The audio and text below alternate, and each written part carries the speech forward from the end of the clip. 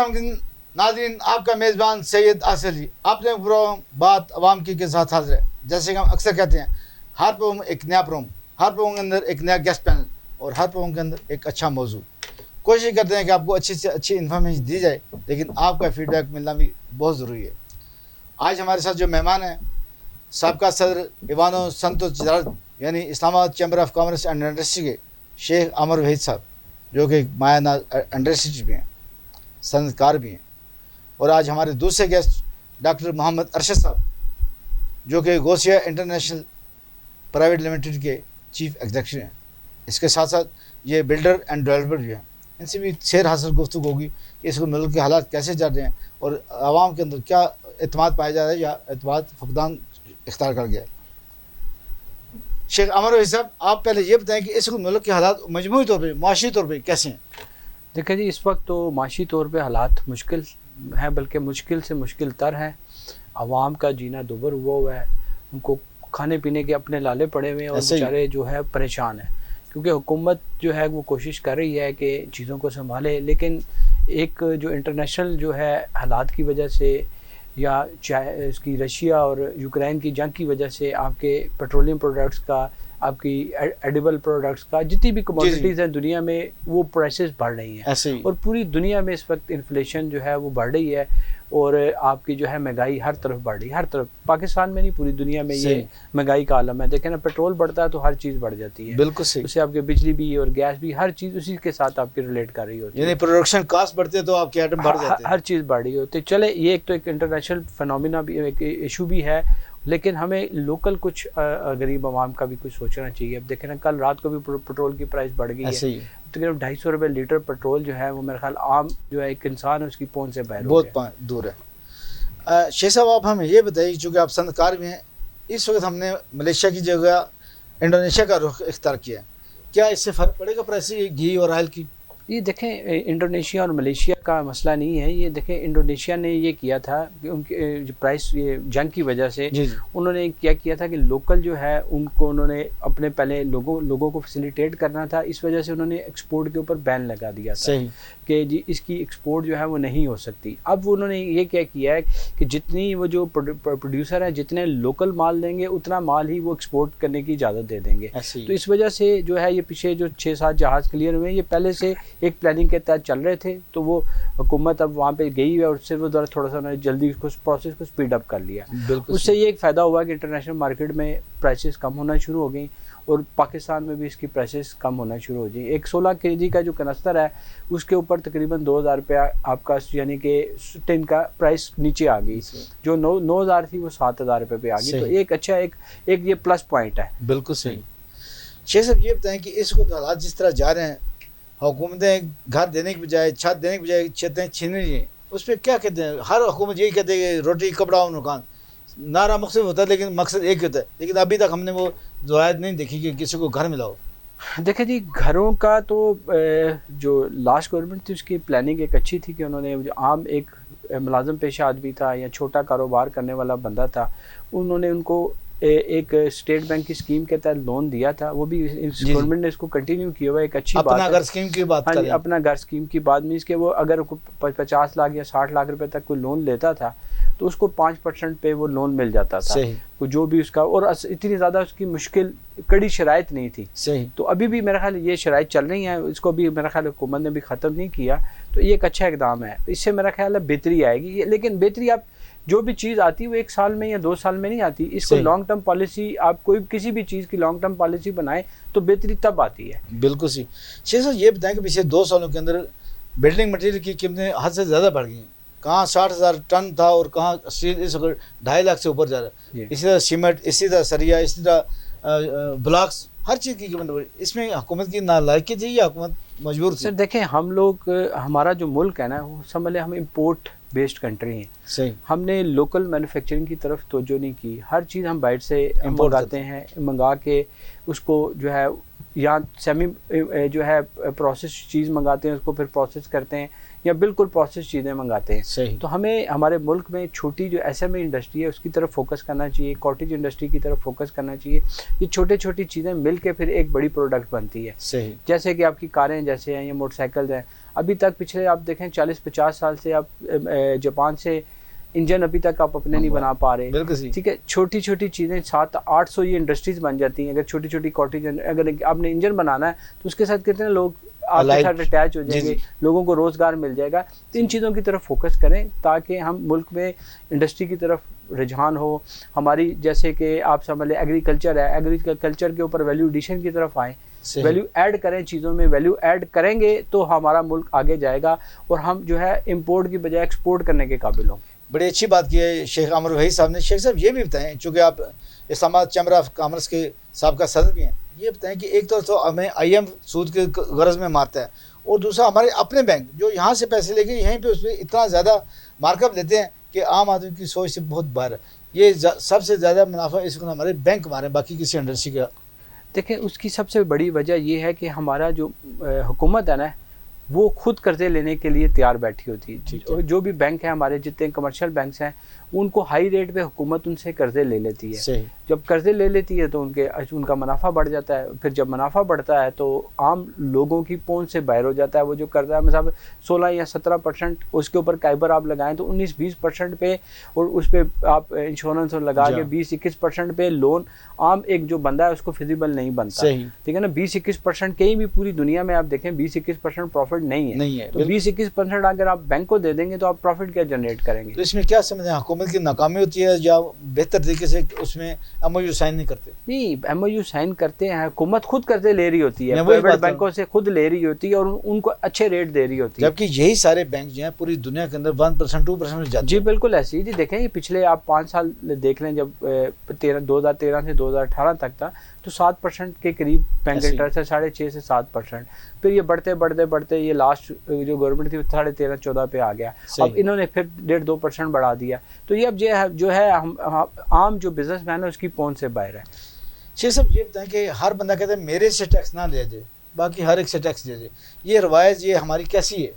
देखें जी, टैक्स तो एक जो है मेरे ख्याल जो बच्चा पैदा होता है जिस दिन वो उस दिन से देना शुरू कर देता है। इनडायरेक्ट टैक्सेस हमारे मुल्क में इनडायरेक्ट टैक्सेस की भरमार है। बिल्कुल सही। ठीक है ना। डायरेक्ट टैक्सेस की तरफ फोकस नहीं है। पूरी दुनिया में एक टैक्स होता है, वो जो होता है VAT होता है। सही। ठीक है। उसके बाद आप फर्दर जो है आपका इनकम टैक्स होता है। हमारे मुल्क में कुछ 36 किस्म के टैक्स हैं। सही। यानी कि जब एक आम मैन्युफैक्चरर से और एक आम दुकानदार के होलसेलर से आप जाए ना, 236G का टैक्स है, 236H का टैक्स है, विद होल्डिंग टैक्स है, टर्नओवर टैक्स है, फिर उसके बाद जाके 8B का टैक्स है, फिर जाके फाइनल जाके इनकम टैक्स है। तो ये सारे जो टैक्सेस हैं ना इनको ख़त्म करना चाहिए। हुकूमत को डायरेक्ट टैक्सेस की तरफ फोकस करना चाहिए ताकि एक आम जो आदमी है ना उसको समझ आए। देखिए हमारी जो पॉपुलेशन है वो 26% या 30% हमारी जो लिटरेसी रेट होगा, ये तो ऑफिशियल 26-30% है। जो आप 5 पढ़ा हुआ है उसको भी आप लिटरेसी में ले आते हैं। ठीक है। सिर्फ जो अपना नाम लिख लेता है, उर्दू में नाम लिख लेता है, उसको भी आप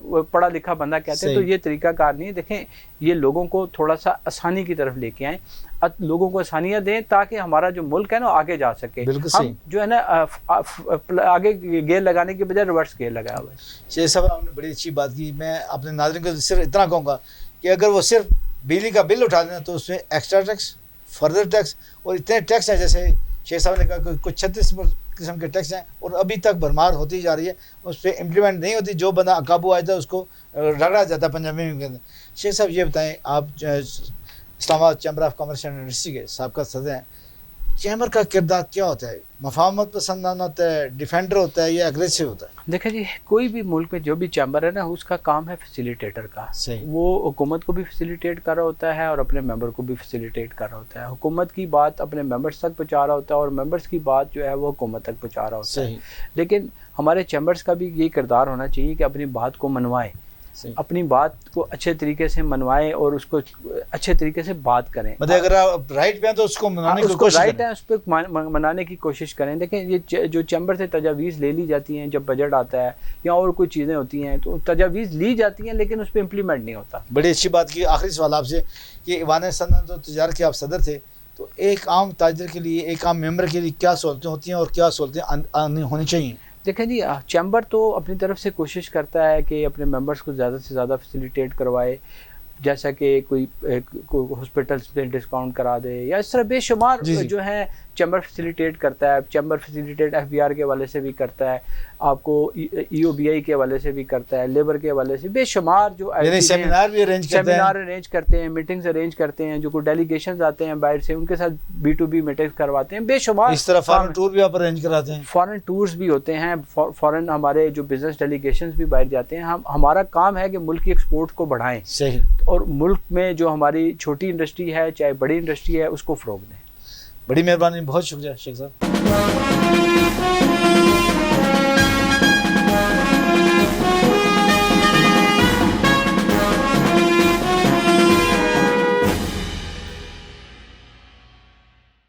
खूबसूरती मेरा हक है, खूबसूरती वो जो दिल को भाए। पर मेरे चेहरे का असली रूप खिला डायमंड शाइन ब्यूटी क्रीम से, स्टेरॉइड से पाक, क्योंकि इसमें शामिल मल्टीविटामिन्स जो चेहरे की जिल्द के अंदर शामिल होकर उसे अंदर से निखारें, ताकि चेहरा रहे रोशन और मुझे मिले चमकती गोरी रंगत। सिर्फ 5 दिनों में डायमंड शाइन ब्यूटी क्रीम के साथ खूबसूरती अब ख्वाब नहीं, और इसको हकीकत बनाए डायमंड शाइन ब्यूटी क्रीम। मर्दों के लिए यकसा मुफीद, शहर के अच्छे स्टोर पर दस्तयाब। Manufactured by सनब्राइट।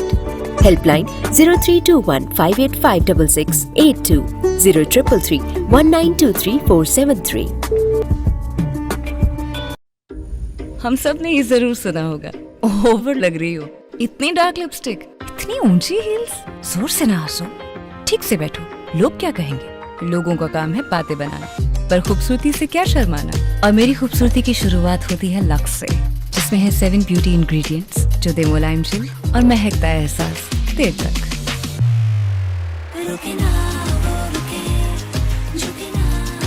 खूबसूरती से क्या शर्माना।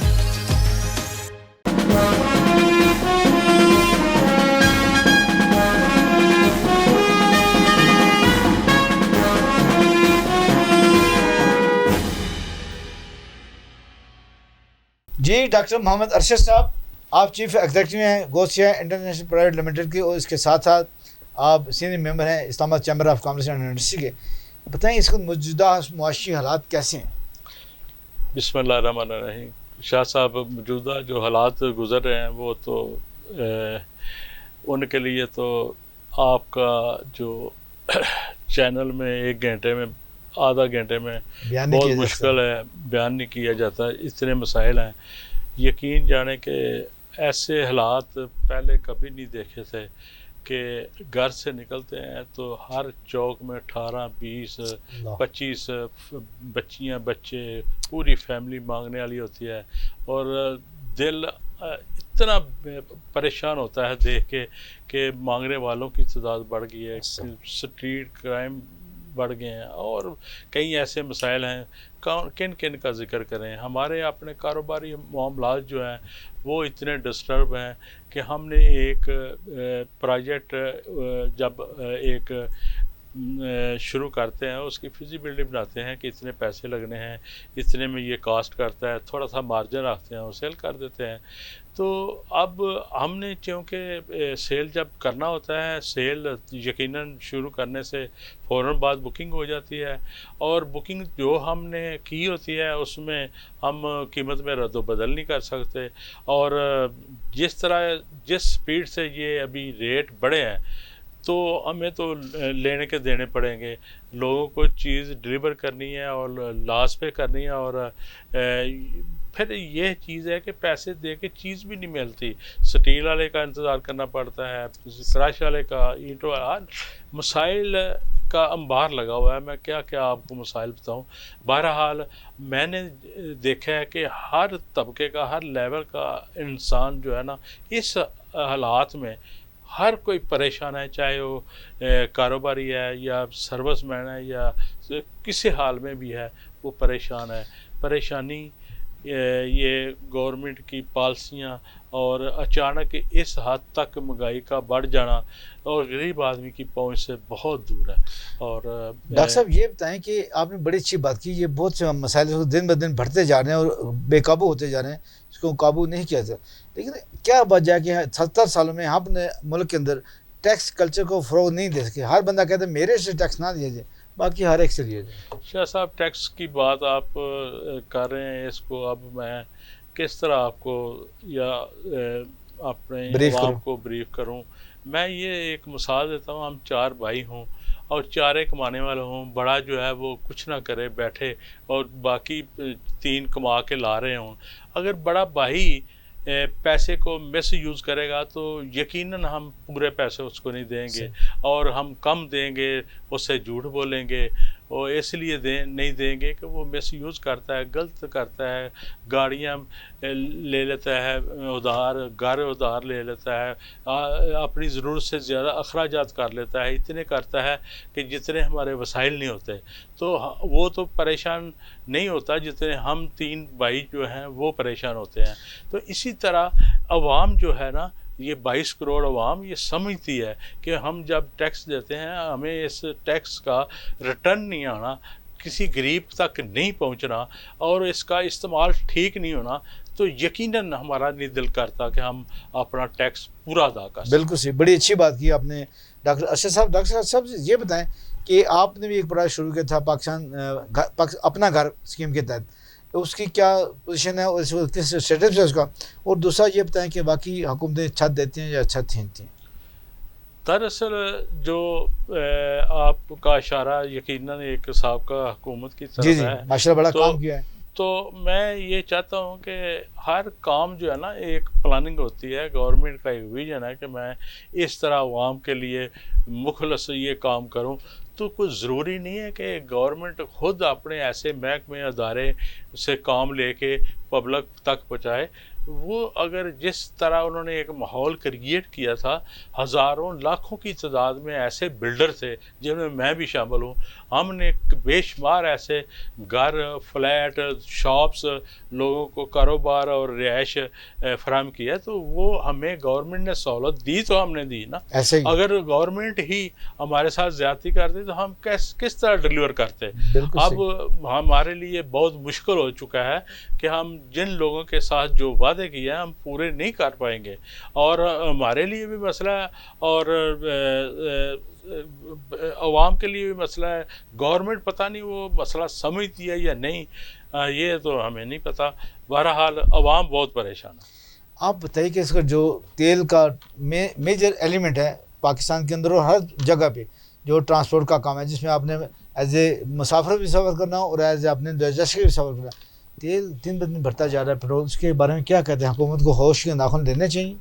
देखें, हुकूमत मौजूदा हुकूमत ने जो है, इससे पहले हुकूमत ने अपनी प्लानिंग की थी कि हमारे मुल्क में गंदम, तेल या कोई ऐसी चीज़ें जो कम हैं उसके लिए इधर उधर उन्होंने मुख्तलिफ मुआदे करने की कोशिश की।